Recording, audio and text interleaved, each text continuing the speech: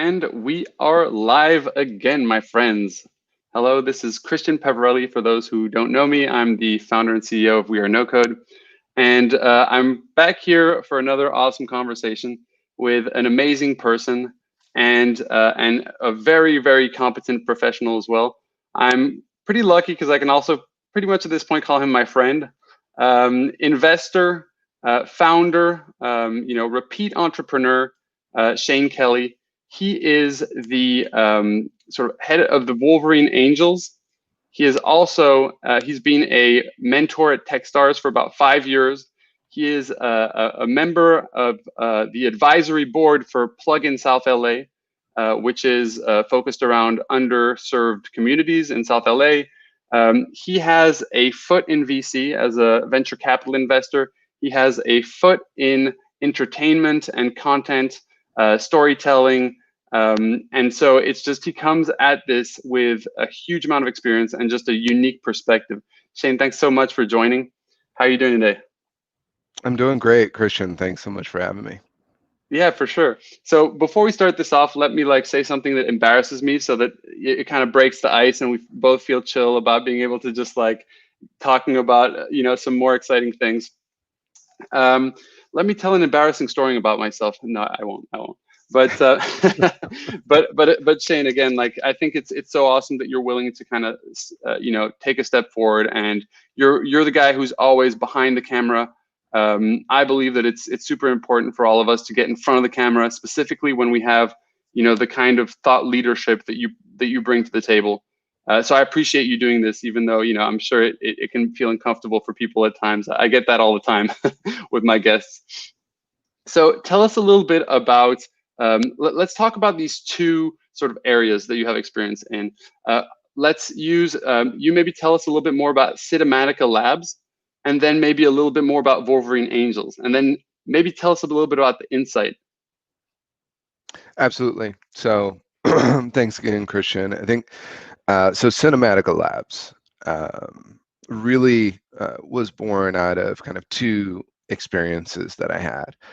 One was in New York City, with a company called Green Street Films, where we I ran finance, and so I helped finance about over 20 films, like feature films, over the course of 9 years in the independent film world in New York. Some of them, award-winning, some of them not. And then after that, spent the last, 8-9 years in venture capital, and that was primarily through Wolverine Angels, as you mentioned, right? Which is a syndicate that I formed for University of Michigan alumni to get together and support entrepreneurs with mentorship, with capital investment, etc. So that was Wolverine, and it still is. From there, I went on to a company called CrowdSmart, which has built technology for mitigating bias in the venture investment process, and ran investments for them out of their seed fund for a couple of years. And what I did when I stepped back from those experiences is I realized that just very few people who have helped finance over 20 films and have invested in over 20 startups. And so that is how Cinematica Labs was born. It's kind of bringing those two sets of experience together with the insight that there are technologies that are going to drive the future of content, the future of storytelling. And when I say storytelling, I think that means nonfiction as well as fiction, right? It can be all those things, but there are going to be these technologies that really drive that future. And that insight, is something I believe 10, 15 years ago. It's been a lot longer in arriving than I expected. But then I decided to really focus on purpose-driven companies at that intersection with Cinematica Labs. And that was just before COVID hit. So now there's even a new level of urgency that's going on with respect to that intersection and that kind of that evolution. Yeah. And I guess to answer your question, Cinematica Labs is basically a way for me to leverage my network, my access in the entertainment world and in the venture world to support startups with operational support, mentorship, networking, connections, capital, etc. Specifically for purpose-driven companies that are leveraging tech in that kind of content and storytelling world. Yeah, no, that's amazing. And again, like this is why I brought you on, Shane, is because you just have this breadth of knowledge and information in both these worlds. And I think that even like let's just separate the industry of like entertainment and like entertainment in and of itself and storytelling. Like we're going from like talking about feature films to now everything that has to do with advertising is basically storytelling. A lot of the format is video. Like where do you see that intersection going? Like is it is gonna, I mean, essentially right now, like you talk about marketing, it's like you can't ignore video storytelling entertainment as the core to that. Absolutely. I mean, so in terms of the evolution of that, the ad tech space within that is something that I have dove into a little bit. I don't focus on ad tech at all, but there are some interesting intersections because of the move to video, as you said, right? There's one company in my portfolio called Fem Inc. That we invested in, that Wolverine Angels invested in. And the promise of that company was kind of understanding, it came out of this insight that in ad tech, very often video recommendations are tailored towards, are use biased data sets to make those recommendations. So as a Yeah. result, it tends to favor men or in some way, right? And it ended up leading to some benevolent sexism based on a study that was done by Fem and Google together. Um, and then that was a really interesting insight, and that is what started this company. A serial entrepreneur, Rachel Payne, who founded that company, and she built it with an amazing team. Basically, their first product was a recommendation engine for videos that eliminated that bias towards, around gender and all sorts of other kinds of bias. But then it was also kind of this bias towards clickbait, right? And so the promise of that was to mitigate both of those things in a way that led to more engagement around the videos. And that company was ultimately acquired by Nielsen Gracenote, to really deeply understand how video is being recommended and is operating out in the world. So absolutely, I mean, you're right, that migration of advertising and engagement towards video, I think, is smart. Humans are naturally visual and auditory learners, and so it makes sense, and I think it'll continue to go that way, right? And Yeah, that was kind of the thesis for that investment 4 years ago. that's super interesting. So like we talk about biases, right?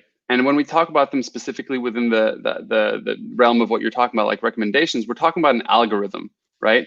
So so it really makes sense in terms of there being bias towards like clickbait. If more people clicking on it, we're gonna we're gonna tweak this algorithm so that people who are clicking on it are are favored. So more clicks are favored than less clicks. But what are some of the biases that you think, what are some of the main problems that are currently happening when it comes to these biases? And then what are things that you think we can do to mitigate those,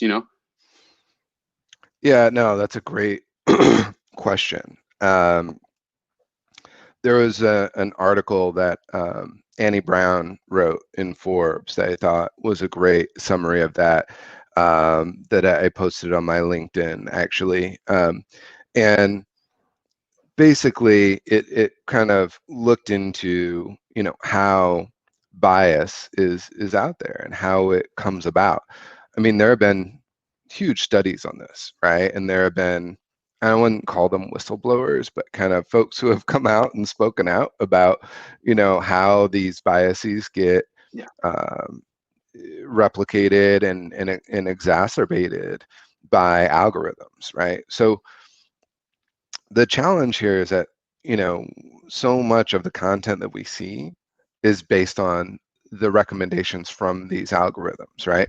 And there's enormous promise in that technology. When the internet was first like coming into the mass consciousness, back in the 90s, uh, you know, there was this idea that the internet would provide, democratization of information, right? And it would increase access across the board. And it was all these lofty promises. And I still believe that that's possible. What we didn't realize was that as those recommendation engines are developed, have been developed, what's happened is we've ended up with a subset of the population programming those algorithms, right?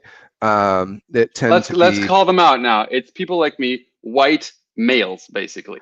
It's tend to white be males, priority, younger Silicon Valley. younger white men. Yeah, Yeah, that's right. American white men, right? Like, and that tends to be kind of that, and not only that, but folks who come from privilege, right? So kind of higher end of the socioeconomic, you know, uh, spectrum.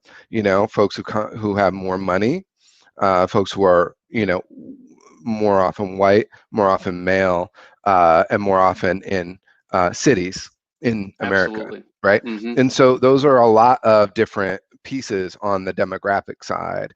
Um, and those tend to be the folks who are programming those algorithms, right? So that's one area where we've found that bias can be kind of infused into the algorithms is by having someone with a group of people with a specific outlook or context they bring to the project. The second is the selection bias in the data, right?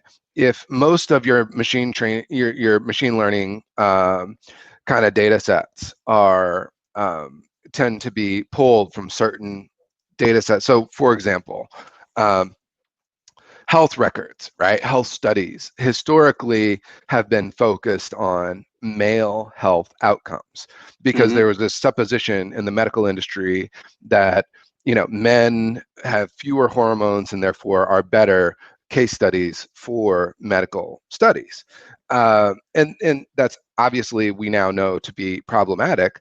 But as a result, if you use data sets that are based on those medical studies, you're still going to be preferencing men, right? Yeah, Despite the fact that we know that that was a faulty assumption. And so if you just use the data that's out there, you might be biasing your algorithm by doing that, right? So those are the kind absolutely. of things that we really have to be thinking about when we're talking about recommendation algorithms, when we're talking about any kind of prediction algorithms, and other areas of data science. It's really important that you take a hard look at the team that is building those algorithms, and you look at the data set that you're using to train your algorithms. Yeah, you're essentially, yeah, and that's really interesting point because like machine learning and AI basically will be able to optimize into the end of existence. But if we come in with certain things that are already incredibly biased, then it's optimizing towards the wrong things, and then we're sort of continually pushing for the wrong things. And I think that actually, not since you're in both the entertainment and invest, did you watch Social Dilemma? It's on Netflix. That's absolutely, like, it literally is identifying exactly this as the problem, and basically like calling out this bias, but also calling out the fact that, like, in the tech industry, like, hey, we have to kind of all start taking a bit of responsibility here, because like we are the ones who are in a lot of these ad based where the revenue model is ad based. Like, the whole idea is like the algorithm is not caring about like anything but, can I keep this person's attention? and then because they're monetizing you, you are the product. I love that quote, actually. It's something like, if you don't know what they're selling, if you don't know what the product is, you probably are the product. That's right. And so your attention is what the product is, but then the algorithms start basically adapting things towards attention span, versus, or the ability to get someone to look at their screen again, versus serving good content, or serving good, because it's all about keeping you engaged. And so anyway, I definitely think that you should go and check that out. But I think that, what level of responsibility do you think that some of these companies who have um, in terms of like encouraging these biases? I mean, a huge amount of responsibility, right? I Yeah, mean, yeah, these networks that have been amassed by companies like Facebook are larger than anything we've ever seen. Those data sets are just extraordinarily. I mean, in Amazon, I mean, the level of touch points and understanding they have consumers is extraordinary, especially when you look at Facebook, like, has multiple of the largest networks right out there between WhatsApp and Instagram and yeah, Facebook, right? And I joke with people about that sometimes, and I think a lot of folks don't even realize that, yeah, WhatsApp and Instagram are Facebook, are all Facebook, right? um, and so I think there's an enormous amount of responsibility that comes with that level of scale. yeah, Absolutely. The question is, what do you do about it, right? And that is kind of the side of things that I've been most focused on over the last several years. And that's why I joined CrowdSmart. Is yeah. they had developed technology that was explicitly about mitigating the bias So get into within the that. Yeah, process, right? how does that work? Like, I guess, how does that work conceptually, and how does it work technically? Right. So FEM had one approach to it, which was, we're going to be very deliberate about the data that we're pulling together, right, to train our algorithms, and we're going to be very deliberate about the team that we gather. It was all four of the founders were women of that company. CrowdSmart took a very different approach, right? It was, we are going to um, we're going to take a startup, right? And we're going to build a team of individuals who can analyze that company, uh, 20 to 30 people, and we're going to make that 20 to 30 people a diverse group of individuals.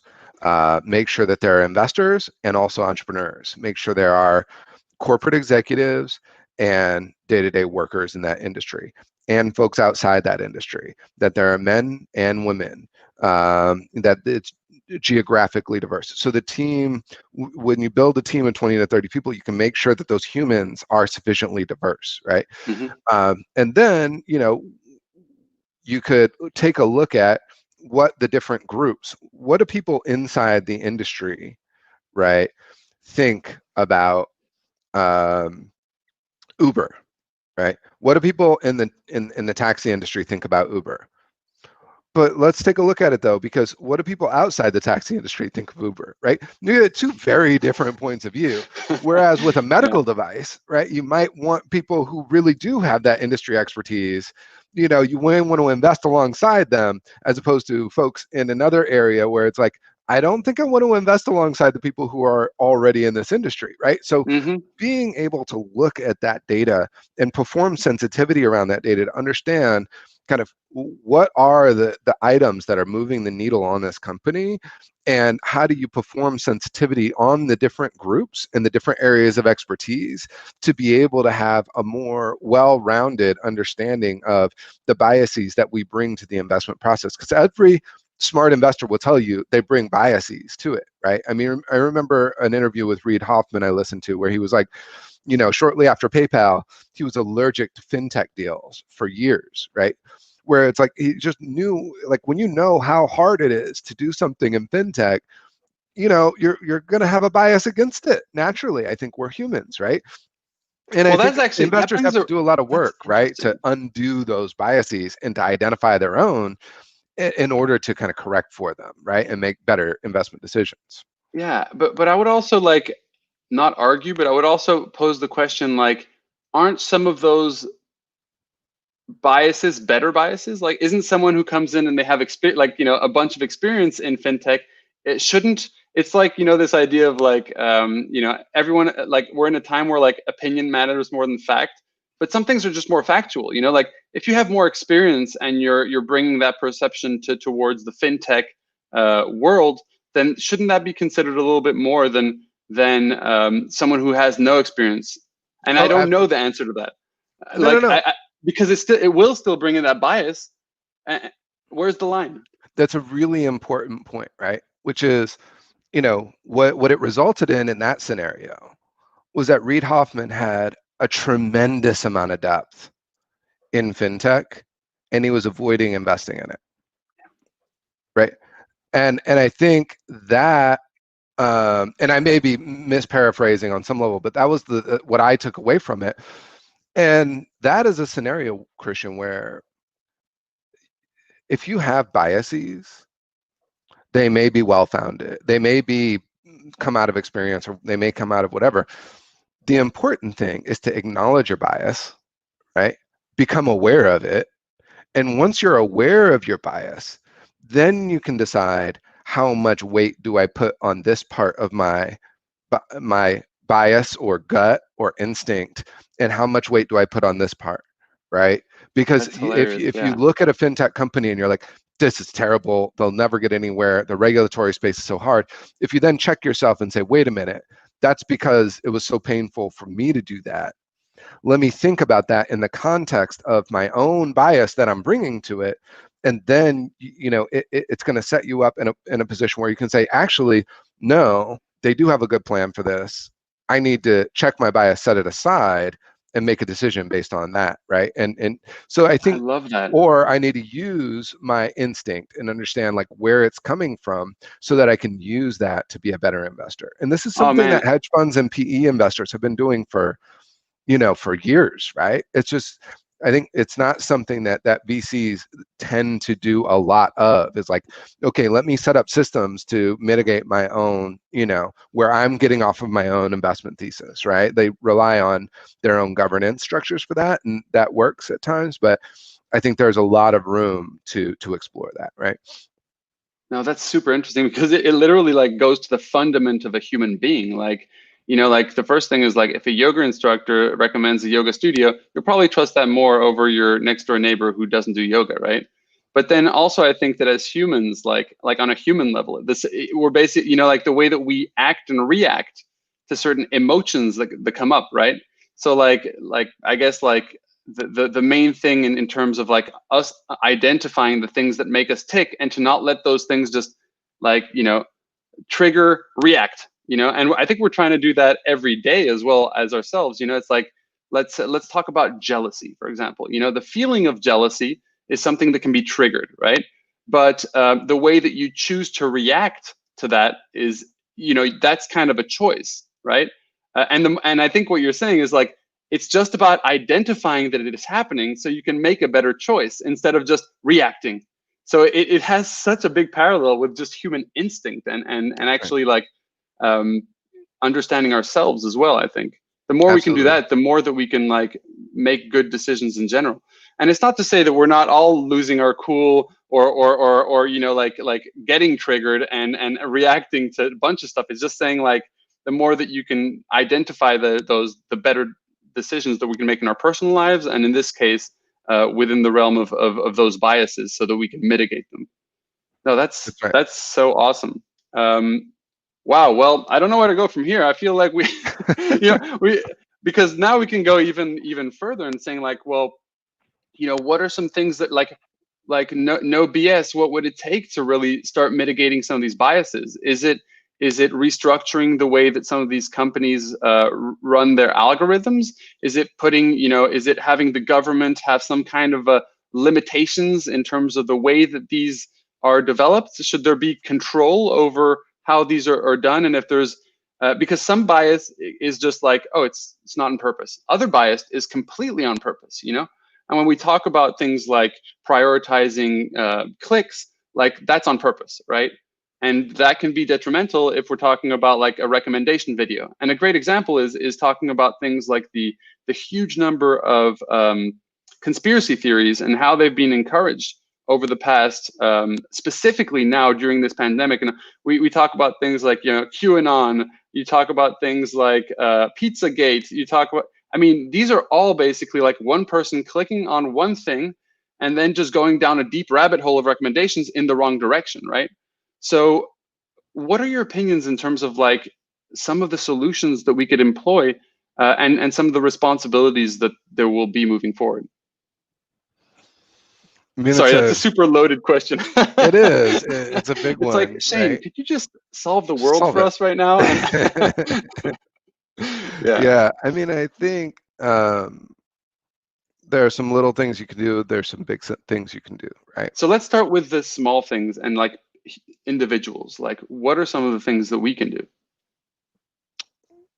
Well, I think what we as individuals can do is really start to take a hard look at when we are the product, right? And making deliberate choices about who we give our data to and who we allow to profit from our data. Um, I think that's really hard to do as a human being because we're all so busy, and we have so many things to do. And that whole language of privacy, I mean, it's an entire language, right? Just like venture capital is an entire language. Um, and the startup world has its own language. There's a whole language around privacy and data security. And so I think that's hard. I think there are tools that are doing a great job, to look to. I mean, I think Mozilla has been on this for a long time, kind of take ownership of your data, privacy, etc. There are a lot of tools out there that you can use, ad blockers to other sorts of things that individuals can do. I think it's important to just become smart on it as you can, and learn about, read some of these like, whistleblower kind of situations where people are coming out and saying, hey, I saw this behavior happening.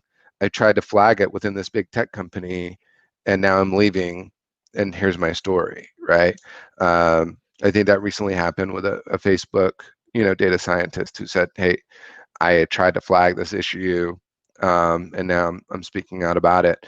And so, I think, you get then into the bigger solutions, which is, I think you have to have protections in place as a society to protect those people who kind of come out and say, hey, I see something that I don't think is okay. Ultimately, I think one of the most powerful tools that we'll have in this is just transparency. Yeah. It's just, if we provide transparency through to exactly what data you're collecting and how it's being used and who you're selling it to and how you're using it. The interesting thing, Christian, is that there's an entire world of kind of data brokerage out there, right? Where people are gathering, anonymous and semi-anonymous data about human beings and then selling it. And there's an entire economy around that, right? What's interesting is that as much as there is a lot of publicity, and I think a lot of it's fair around, the things that Facebook is doing, companies like Facebook and Amazon, have tremendous amount of data, but they're not really incentivized to share that data outside of their own walls, right? So in some sense, they're less a part of that data economy in certain respects, where they're not actually saying, okay, here's all the data we have about Christian, right? And we're going to sell that data in an anonymized way to this third-party data broker, right? Yeah. That's less of their business model. So it's interesting. I think there are those two worlds that we have to be aware of. It's kind of, one is these massive walled gardens like Facebook, and then the other is are these more opened up kind of data economies, and you're the product in both of those worlds, right? In a lot of respects. Yeah, no, it does get a little bit scary when you start thinking about this because you look at cases like Cambridge Analytica where they were like a big powerhouse in terms of like advertising towards changing people, and to a certain extent like advertising is all about changing people, whether that's getting you to buy something or getting you to think in a certain way. But Cambridge Analytica, let's not forget, like they were responsible for campaigns that overthrew entire governments and that got certain people elected, and so that's where I think there has to be some kind of a limit. There has to be some kind of control. When we talk about these large companies, the question is, well, if you see a small number of people who are doing a large number of the cases where this is getting very choppy, it's probably, it's like I always bring it back to kind of like, pollution or like global warming, like a huge amount of the impact is happening from a small number of um, of of companies essentially. And yes, we can all take responsibilities to turn off our light bulbs when we leave the house, but and we definitely should be doing all of those things and taking responsibility on a personal level. But to what extent are we kind of like ignoring the elephant in the room, is that like the larger portion of what's happening comes down to just a couple of things, right? A couple of people. And that's where I think like, hey, like we need to inform, like people need to be better informed. And then I think everyone just has to have a responsibility in this. So yes, you should be turning off your light or your TV when you leave your house, but also like let's find mechanisms where we can, hold some of these larger companies who are in charge of a big part of this, and have them to a certain extent, you know, and I think the bigger problem is that when you talk about these kind of things and you talk about like something like having a bit of control and you bring government and things, there's just this huge backlash. But I think it really comes down to a very simple thing. Are these things that are bringing us together, or are these things that are pulling us apart? And I think we have to like kind of look at these things in the face and be like, are these bringing us in the right direction or in the wrong direction? And and I'm all for entrepreneurship, but I think that there's a level, right? Like I do believe that like people should be able to live that American dream, right, and to be able to go from nothing and become millionaires. But it seems like there are bigger dynamics that are happening that are outside of that. And I think that there's a certain responsibility that all of us have to take. Um, but anyway, now we're getting very, very deep into this. There's no turning around from here, too. Like, but maybe we can take a little step back and talk about, just like finish this off maybe with, talking a little bit about the dynamic that's happening in venture capital and where we maybe see that dynamic moving, and then this idea of bias within that realm specifically. I don't think me and you here talking are going to change the world, but we can definitely inform some people. I hope this was very, very informative. But within the realm of sort of investment, like where do you think we can mitigate bias? Yeah, I mean, that is, and that there's a lot that we can unpack there, but I think one area of investment, so look at this from two ways, right? One is kind of the investment process itself and how do you manage your investment process, and the second is what do you invest in. So I think starting with that second one, what do you invest in? There's an opportunity among investors to deploy capital into companies like FEM that are doing the good work to mitigate bias in the data ecosystem, right? I think that's an opportunity, and there are a lot of opportunities along those lines to invest in companies that are behaving responsibly with data and to start, that are explicitly about, being careful and thoughtful with data. I think that's an opportunity within the investment landscape that we can be investing in those kinds of companies, and that's definitely a focus area for me as an investor. The second thing we can do is really take a hard look at our investment process, right? and that is okay. There's this thing in the venture capital ecosystem. It's like, if you can't get to me through my network with a lot of investors, then they say, well, then I'm not taking a meeting. Warm Um, introduction. yeah, it's like, you need to get a warm introduction through my network, and if you're not a good enough entrepreneur to do that, then um, there's no point in me meeting you anyways. And I understand where that comes from. But what it ends up being is just a form of bias. You're biasing in favor of your network. You're biasing in favor of people who are close to you. You're biasing in favor of people who know people you know. And it's not to say that a good entrepreneur shouldn't be able to get to an investor and find a way. Um, but what it means is, if that is the bar, people who are not in your network have to work a lot harder to get in, right?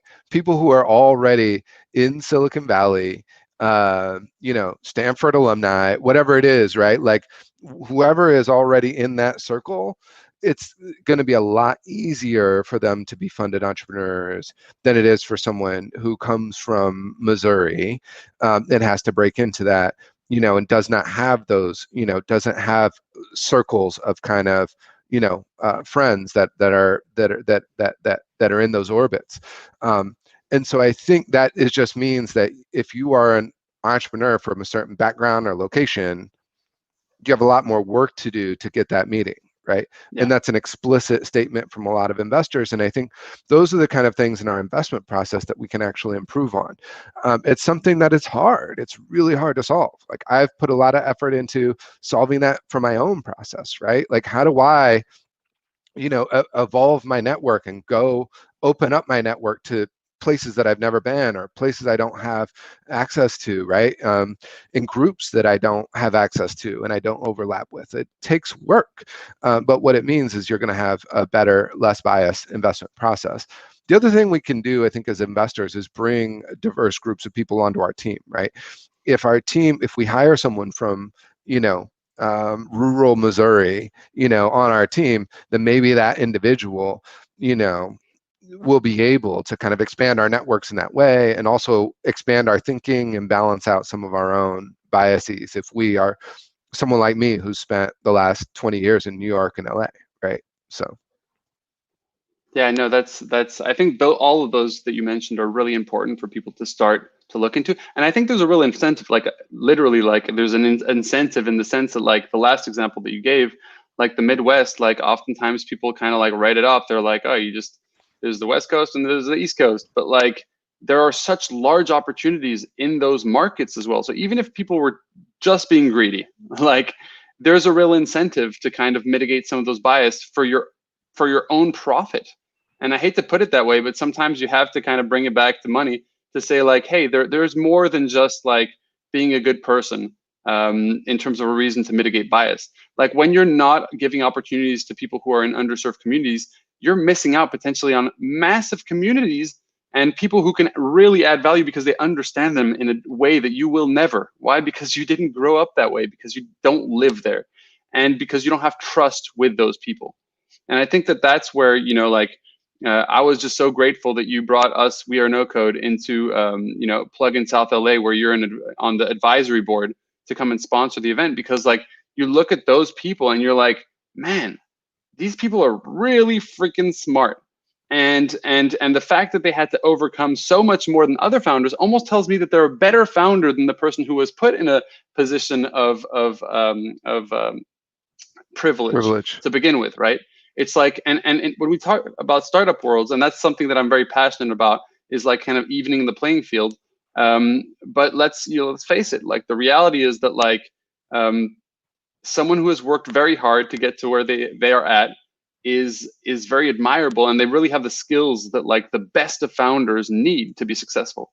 So I think that also those kind of initiatives and you joining that board is just an awesome move. I salute you for it. I think that more and more people have to really stand up and be like, hey, let's be part of these amazing communities, and not just for charity, like literally, like because this has the opportunity to grow the economy. It has the opportunity to change entrepreneurship as we see it, and to also give life to opportunities that we never even potentially knew existed.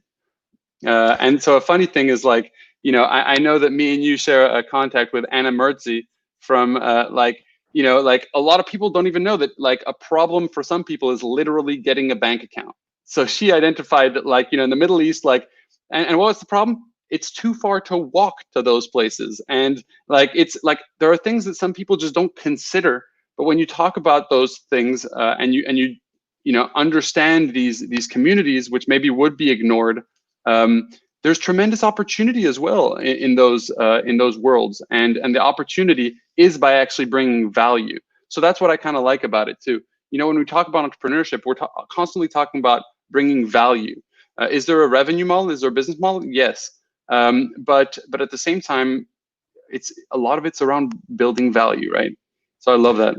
Yeah, no, absolutely. And I think I'm super proud of the work that Plugin South LA is doing, and and Anna as well. She's just a force. But yeah, Derek Smith with Plugin LA, and what he is kind of the founder of that has been able to do in convening people for the last 3 years, venture investors, entrepreneurs, with a focus on, how do we resource and support South LA? How do we resource and support Black and Brown founders, in this ecosystem? Because even in an area that has as much opportunity and value, as Los Angeles, um, there are still areas that don't have access geographically to those resources, right? And I think when we're in Santa Monica, we sometimes forget about that, and so it's literally inviting, having a conference that up until this year, which was virtual, in the past was literally in South LA, and you're not making people in South LA go to somewhere else. You're making people in Santa Monica come to South LA and experience the community there, and it's fantastic. So I really applaud Derek and the work that he's done, which is why I joined the board, as you mentioned. And just had a great event. What was that, last week? In the last week or Yeah. two, um, Urban Tech Connect, that had extraordinary speakers and everything, and really engagement. So thanks for being a part of it, Christian. Oh no, it was a super pleasure. And now actually, I just got in touch with some of the founders that will be bringing through the program as well. So I'm excited about seeing that. Yeah, I mean, listen, I think that there's just, you know, again, for me, it's like, and I think for you as well, we just like understand that, like, yeah, building businesses, that's great, but like, what is the influence that we're going to leave on this world? And I think that taking responsibility for some of these things that are, like, we've always kind of known are unjust, and just putting some kind of effort. I just encourage everyone. You don't have to change your entire life. Just put some kind of effort. Put in like a small amount of effort or time. That can even just mean sitting down with a Latinx founder who doesn't necessarily have just to explain, who's trying to build a startup, and have a conversation with him. Give him the time of day. For like half an hour. And it could also mean taking bigger responsibilities, like people like Derek, and like you're doing, Shane, as well. So honestly, it was a total honor to be even like considered as a sponsor of that event. So you guys have been doing a great job, and I look forward to connecting with Derek too. So Shane, like, this is going to be the most loaded question that I have for you. But what what are some of the influences that you're looking to have in this, I guess, within this sphere? Um, Yeah, I mean, so there are a lot of directions for that, and a lot of spheres that I operate in, right? But with plugins specifically, it's supporting entrepreneurs that don't have the privileges that I have benefited from, and some of us have benefited from, trying to provide those opportunities to folks. I think that's a big one. Um, I think separately there's there's a real interesting dynamic in venture capital where,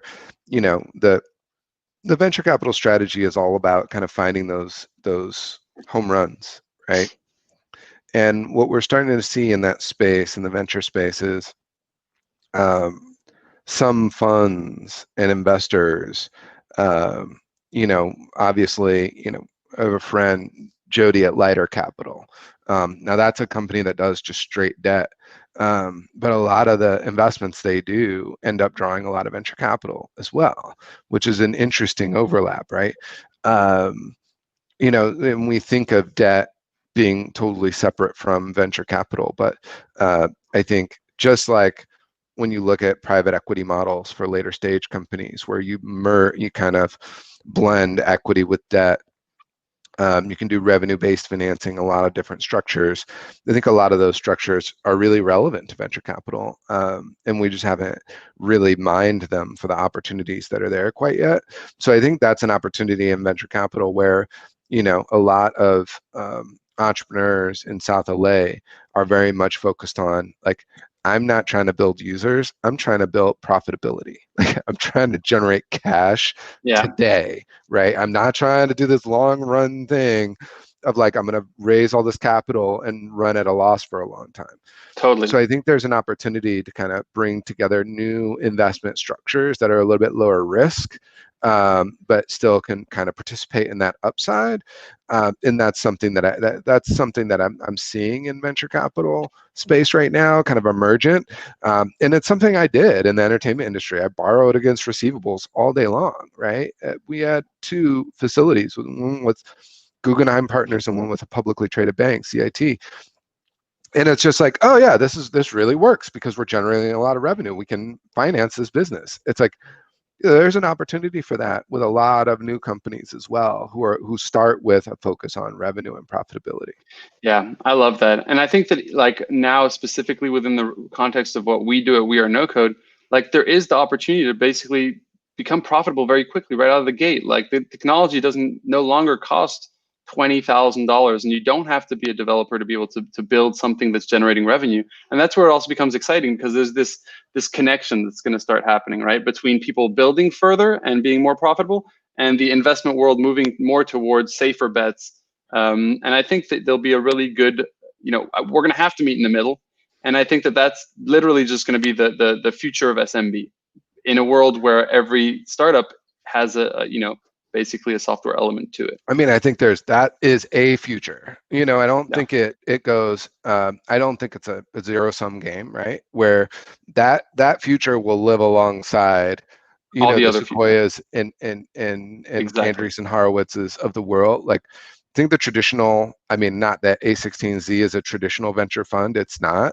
But the Sequoias of the world, the traditional venture funds. I mean, I think there's still a place for that, right? They're really good at what they do. Um, and also, I think there's a place for these new models, these new Yeah. emergent models of new investment vehicles as well to identify these, as you said, right? These folks who are really all about getting to profit, right, Yeah. quickly as Yeah. possible. And I think that that's like kind of a shift that's happened, right? It's like we're moving from like, oh, let's get a bunch of users and look at that Instagram model, look how well they did, and moving into something where it's like, well, let's build businesses, right? And then, also the financing options are widening every day. I look at a company like Intro and NDVC, but they just released Intro, which is all about like, what are the 10 different ways that you could finance, right? You talk about uh, getting sort of financed against receivables.